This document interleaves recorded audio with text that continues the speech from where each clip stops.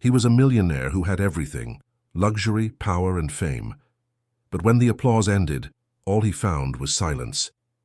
One day, fate brought him face to face with the woman he once loved, the only person who could remind him that money can't buy happiness. What he discovered next would change his life forever. Michael Harris sat at the head of the grand ballroom, surrounded by glittering chandeliers and the applause of the city's elite. The governor praised his empire, calling him a symbol of success. Michael forced a smile as he raised his glass, but inside, the applause felt hollow. The award in his hand seemed heavy, not with pride, but with emptiness. Wealth had become his cage, and silence awaited him at home. That night, his driver escorted him to the towering penthouse that overlooked the sleepless city. The lights below sparkled like stars, but Michael felt no connection to them.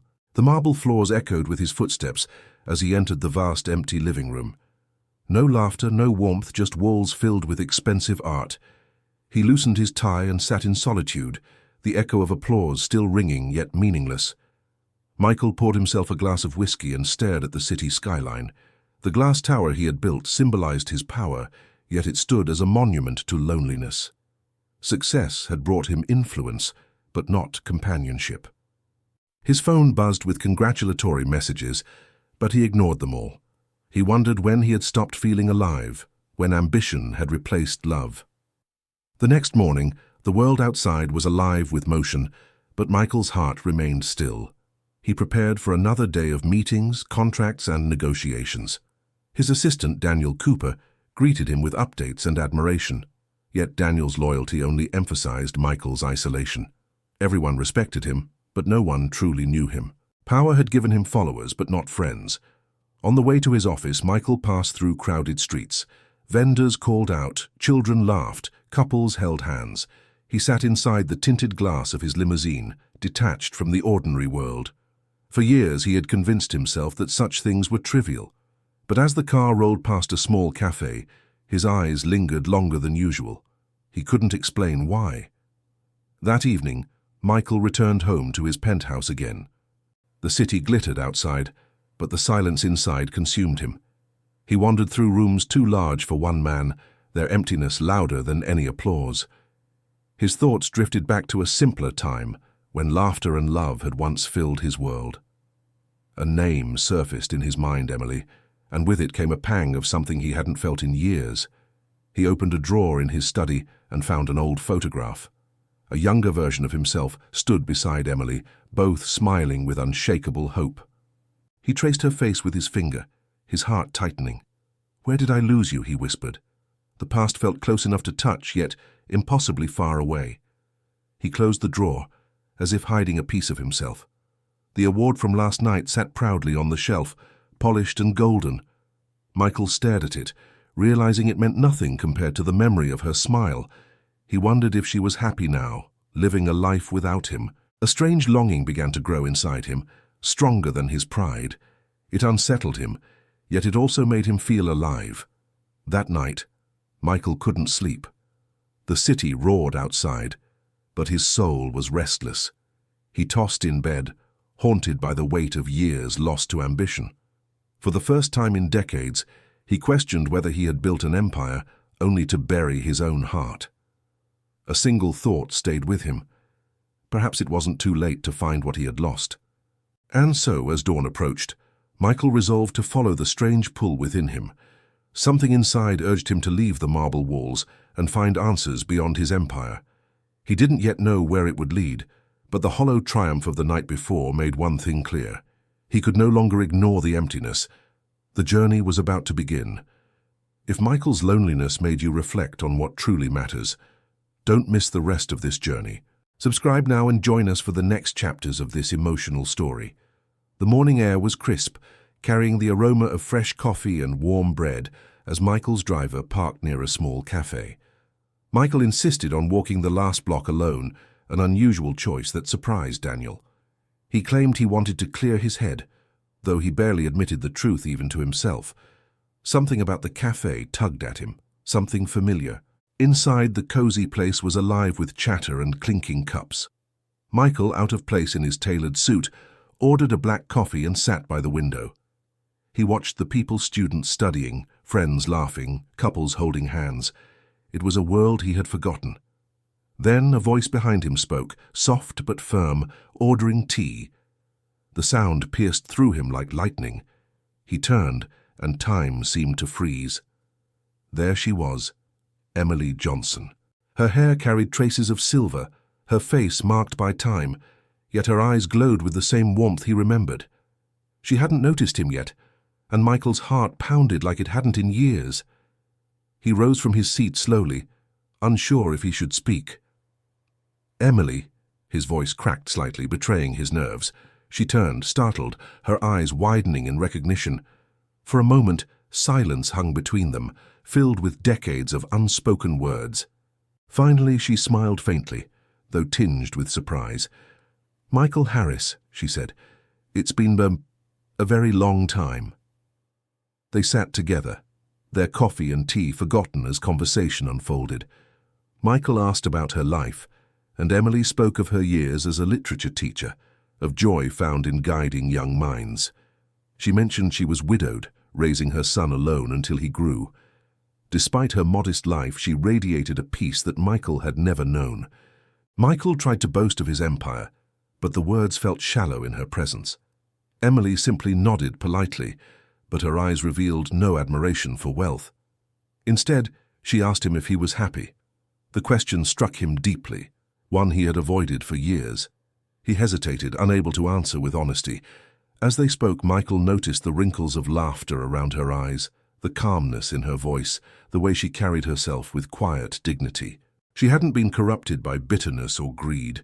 She had lost much, yet she had gained something far more valuable: contentment. It unsettled Michael, for he had everything and yet nothing.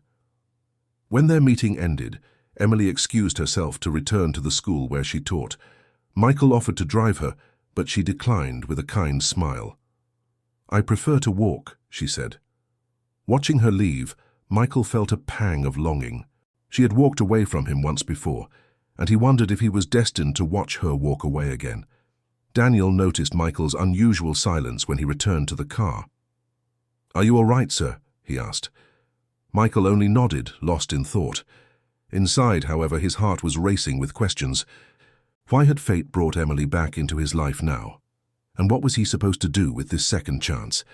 As the car pulled away, Michael looked back at the small cafe, its windows glowing warmly in the morning sun. For the first time in years, business meetings and stock reports seemed trivial. Something more important had entered his world.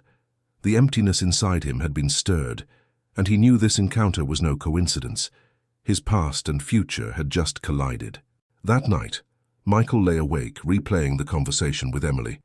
Her voice carried him back to the days when they were young, full of dreams, but with nothing in their pockets. They would walk through the park, sharing plans about the future, imagining lives filled with love and adventure. Those memories felt sharper now than the luxury around him. He remembered how Emily used to encourage him when he doubted himself. She believed in his potential long before anyone else did. Back then, success meant nothing more than creating a home together, built on laughter and trust. Yet somewhere along the way, Michael traded those dreams for skyscrapers and bank accounts. Now, the cost of ambition weighed heavily. Michael walked through his penthouse, touching objects that once symbolized victory. Each painting, sculpture, and polished piece of furniture felt meaningless compared to the memory of Emily's smile. The silence echoed louder than ever, reminding him of everything he had lost. He realized that the life he had built was a museum of emptiness, not a home. He wondered what his life might have been if he had chosen differently. Would he have found joy in smaller things, family dinners, shared struggles, growing old with someone who loved him for who he was? These questions clawed at him, breaking through the walls of pride he had spent decades constructing. For the first time, he felt regret without denial. As dawn painted the sky, Michael resolved to see Emily again. He wasn't sure what he would say or how she would react, but he knew he couldn't ignore this second chance. Something inside him whispered that reconnecting with her could lead to more than nostalgia. It could be the key to rediscovering himself. And that thought gave him hope. The following day, Michael drove to the neighborhood where Emily lived. It was nothing like his world of luxury towers and private clubs. The streets were lined with trees, small shops and children playing on sidewalks. It was simple, but there was warmth everywhere he looked. For a moment, he envied the peace that this place seemed to radiate. He found Emily at the modest school where she taught. The building was old, its paint faded, yet it was alive with energy. Children ran through the halls with laughter, holding books close to their chests. Emily greeted them by name, her eyes shining with affection. Michael realized then that she had found something he had never achieved: purpose. When their eyes met, Emily smiled with surprise but welcomed him kindly. She showed him around the school, pointing out areas in need of repair, but also highlighting the pride the students had in their work. Her passion for education was evident in every word. Michael felt humbled, standing in a place where love mattered more than wealth. He offered to help, mentioning how his resources could cover the school's needs easily. Emily's expression softened but firmed as she shook her head. "It's not money we lack, Michael. It's presence. It's people who believe in us." The words struck him harder than any financial loss ever had. For once, money wasn't the answer. Walking back to his car, Michael felt both frustrated and inspired. Emily had rejected his usual solution, but her sincerity stirred something deep inside him. He realized that if he wanted to be part of her world again, it would not be through wealth, it would be through heart. And for Michael, that was the greatest challenge of all. Determined to act, Michael arranged a meeting with Emily at the cafe where they had first reunited. He arrived early, rehearsing in his mind the proposal he believed would solve her problems. When Emily sat across from him, her gentle presence once again disarmed his confidence. Michael leaned forward and offered to donate a large sum to save the school. Emily listened silently, her hands wrapped around her teacup. When he finished, she smiled faintly, but shook her head. "Michael, you still don't understand," she said softly. "The school doesn't need a benefactor, it needs a believer." Her refusal caught him off guard. For a man used to purchasing solutions, her words felt like a door closing in his face. He tried to insist, listing the renovations, supplies, and scholarships his money could buy. But Emily interrupted him with calm conviction. "Your money might fix the building, but what about the hearts inside it? Presence, compassion, and commitment can't be written on a check." Michael fell silent, stunned by her clarity. For the first time, he realized money had no power here. The conversation ended awkwardly. Michael felt frustration brewing in his chest, not because of her rejection, but because he sensed she was right. He left the cafe with a hollow feeling, realizing that his wealth had become a crutch, keeping him from facing the real emptiness inside. The offer, though generous, revealed more about his blindness than his generosity. As his car pulled away, Michael watched Emily walking down the street, books in her arms. She looked content, even without the luxury he had once promised her. That image haunted him, proof that fulfillment had nothing to do with fortune. And for the first time in his life, Michael Harris wondered if he was truly poor. Back in his penthouse, Michael sat in silence, the city buzzing beneath him. The rejection replayed in his mind, echoing louder than applause ever had. He poured himself a drink, but left it untouched, staring instead at the photograph of his younger self with Emily. He felt a crack in the wall he had built around his heart, and it frightened him. Daniel entered the study, concerned by his boss's unusual quietness. Michael finally spoke, confessing his frustration. "I offered her everything, and she didn't want it." Daniel, with caution, replied, "Maybe she doesn't want your money, sir. Maybe she wants you." The words lingered in the air, unsettling Michael. Could it really be that simple? That night, Michael walked through his office building after hours, the silence unsettling. The skyscraper that bore his name felt colder than ever. Each office, each glowing screen, symbolized a lifetime of pursuit that now seemed hollow. The thought of Emily surrounded by children, laughter and purpose filled him with both envy and longing. He sat in the boardroom, staring at the empty chairs where power was usually negotiated. For years this had been his battlefield, his throne. Yet now it looked meaningless compared to the warmth of a classroom. Michael realized that what Emily had built with far less was infinitely greater than all his wealth combined. It shook him deeply. By morning, Michael had decided he could no longer approach Emily as the untouchable mogul. If he wanted her in his life, he would need to step into her world and prove that he could change. For the first time in decades, Michael Harris felt uncertain, vulnerable, and strangely alive. It was the beginning of a new kind of battle, one for the heart. Michael began visiting Emily's school, at first discreetly, standing in the back of classrooms and observing. The building was old, the desks scratched, but the energy was alive. He saw children laughing, teachers giving their best despite limited resources. It was a world far removed from his skyscrapers, yet strangely magnetic. For the first time, Michael felt humbled. At first, the staff treated him with suspicion. They knew who he was, the billionaire with headlines of power and ambition. But as the days passed, he carried books, helped fix broken chairs, and read stories to children. Slowly, the mistrust faded. The children laughed at his clumsy attempts, and for once Michael Harris laughed with them. Emily noticed his efforts, though she kept her distance. She wasn't easily convinced. To her, this might be just another passing whim. Michael, however, returned day after day, feeling a strange peace in the chaos of the school. It was a peace he never found in his penthouse or in his boardrooms. Something inside him was changing. Back at his office, the contrast grew sharper. Richard Blake scolded him for neglecting meetings and warned him that shareholders were growing restless. "You're risking everything," Richard said sternly. Michael brushed it off, but deep inside the conflict burned. He was torn between two worlds, the empire he had built and the life that offered true meaning. Daniel watched his boss closely, noticing the shift. Michael was softer, more thoughtful, no longer barking orders like before. "You're different," Daniel said one evening. Michael simply nodded, staring at the photo of Emily on his desk. "For the first time," he replied, "I want something money can't buy." It was a truth that terrified and liberated him.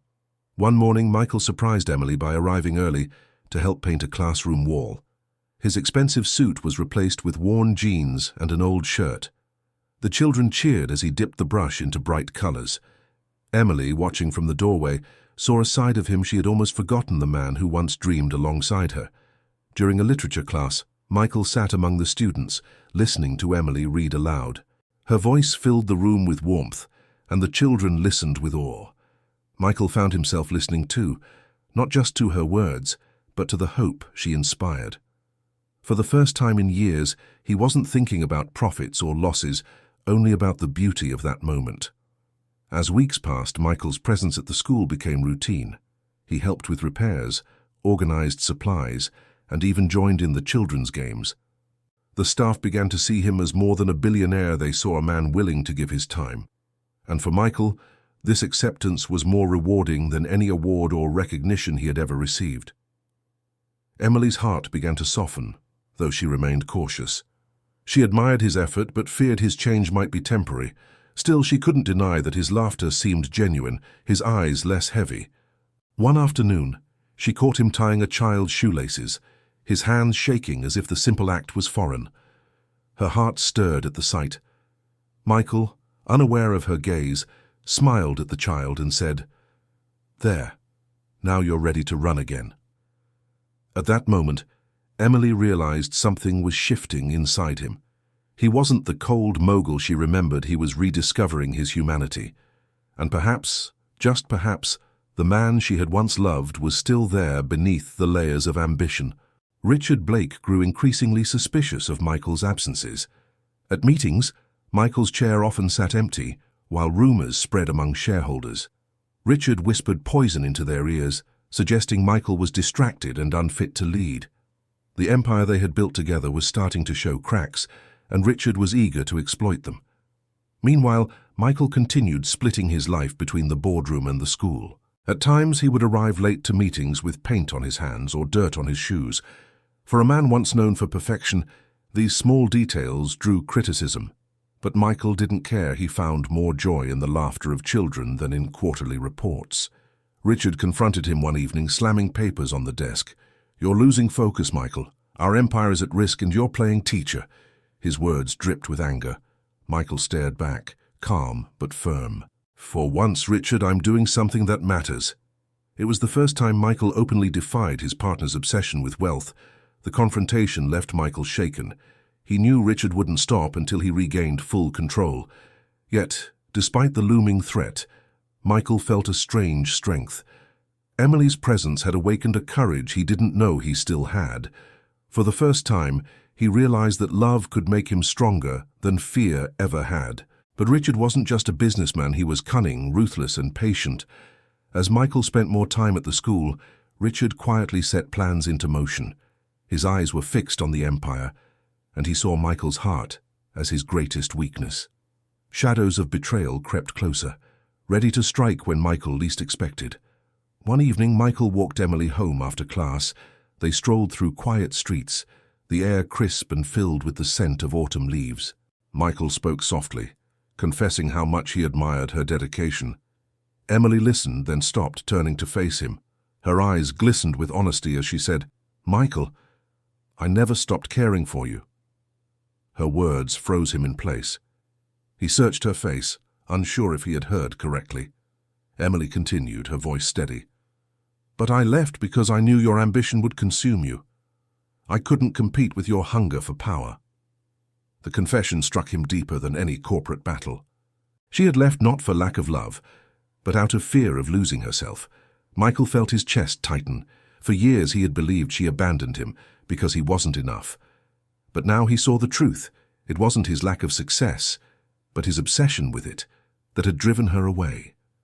Regret washed over him, sharp and heavy. He whispered, "I chose the wrong path, Emily." Emily placed a gentle hand on his arm. "It's not too late to choose differently," she said softly. Her words carried both hope and warning. Michael nodded, but inside, he wondered if he had the strength to truly let go of the empire that had defined him. It was a question only his actions could answer. As they parted that night, Michael walked alone through the city streets. The skyscrapers towered above him, symbols of everything he had built and everything he had lost. Emily's revelation echoed in his mind, forcing him to face the deepest truth of all. His greatest enemy had never been Richard, nor the world, but himself. The storm arrived faster than Michael imagined. A scandal broke out, shaking the foundation of his empire. News outlets screamed headlines about financial mismanagement, and investors panicked overnight. Billions vanished in days, and the company's stock crumbled like sand in the wind. Michael, once untouchable, now stood at the edge of ruin. Behind the chaos, Richard Blake revealed his betrayal. He had orchestrated the exposure, manipulating data and shareholders to seize control. "You were distracted, Michael," Richard sneered during a heated meeting.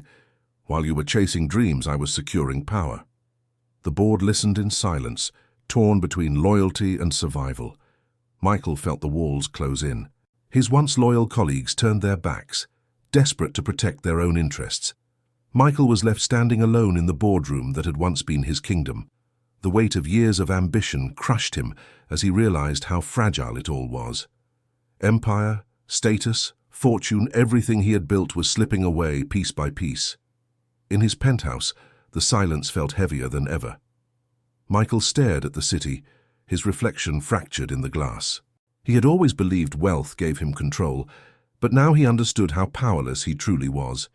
For the first time, he envied the simplicity of Emily's life, where happiness wasn't measured in numbers. Daniel stood by him, offering quiet support. "You still have something Richard can't take," he said. Michael frowned, weary. "What's that?" Daniel smiled faintly. "Your heart, and the chance to make things right." The words sank deep. Michael realized that though his empire had collapsed, his journey wasn't over. It was only beginning. Michael avoided Emily for days, ashamed of his downfall. The scandal had left him broken, and he feared she would see him as nothing without his wealth. Yet deep inside, he longed for her presence, her steady voice, her unwavering belief in things money couldn't buy. He had never felt weaker or more human. Alone in his penthouse, he wandered through rooms stripped of meaning.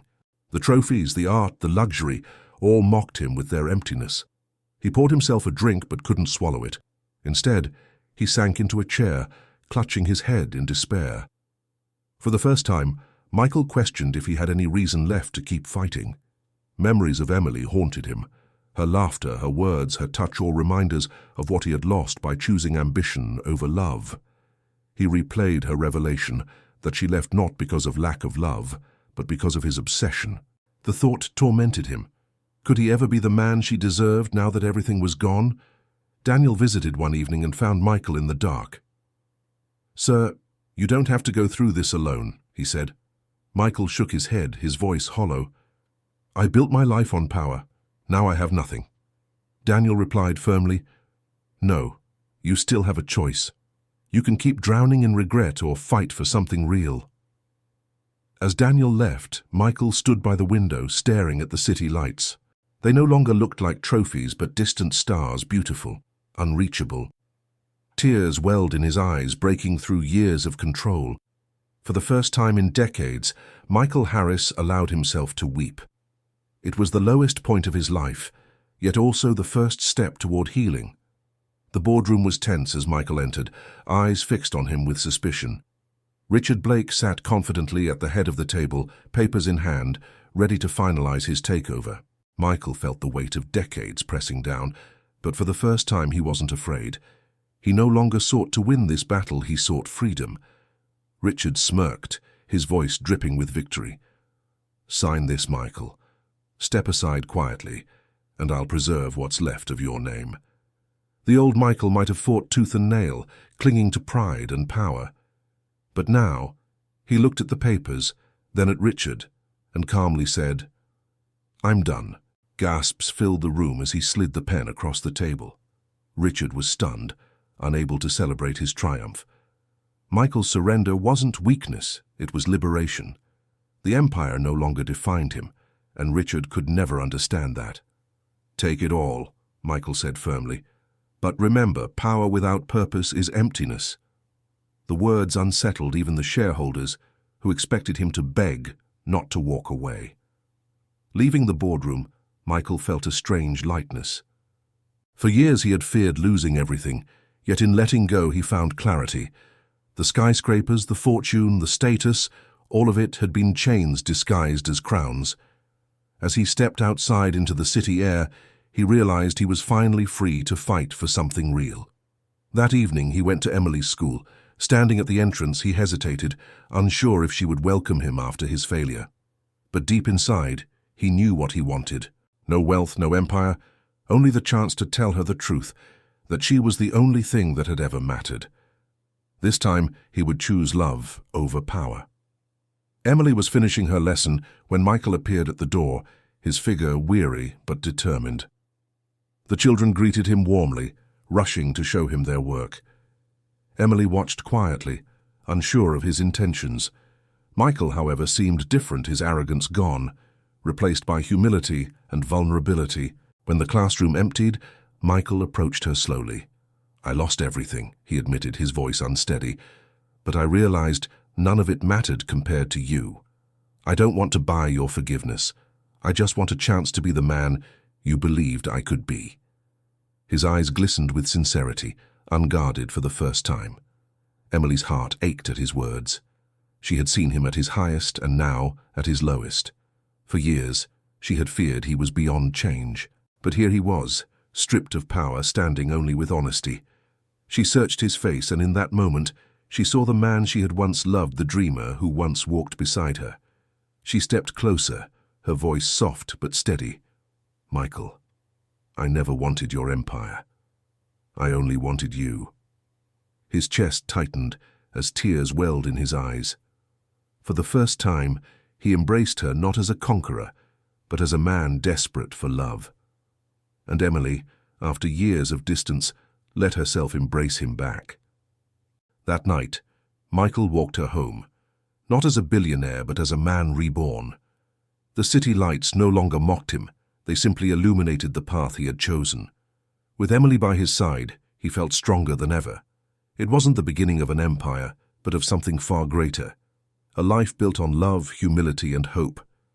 Months passed, and Michael's life took on a new rhythm. Gone were the endless meetings and hollow victories. Instead, his days were filled with helping Emily at the school, reading to children, fixing classrooms, and learning the joy of presence.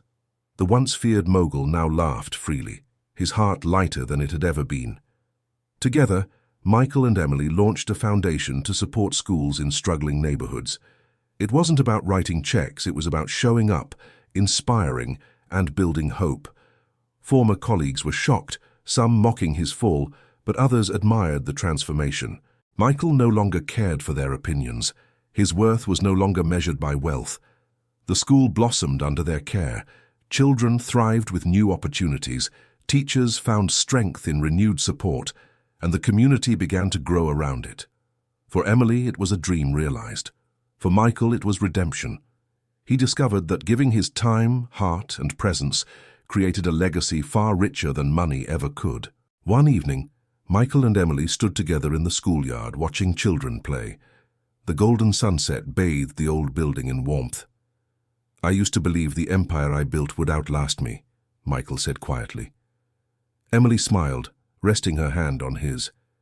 "This," she whispered, nodding toward the children, "is the empire that truly lasts." Michael kissed her forehead, his heart overflowing with gratitude. For years he had lived at the top, but felt empty. Now stripped of everything society once called success, he had finally found the one thing that made life meaningful: love. And as laughter filled the air, Michael Harris knew that his true legacy would live not in towers of glass, but in hearts forever changed. In the end, Michael Harris learned a lesson many of us forget. Money can build empires, but only love can fill the heart. Now I want to hear from you. Do you believe true happiness comes from wealth or from love? Share your thoughts in the comments below. And if this story touched you, don't forget to like the video, subscribe to the channel, and join us for more emotional millionaire stories that will inspire your heart.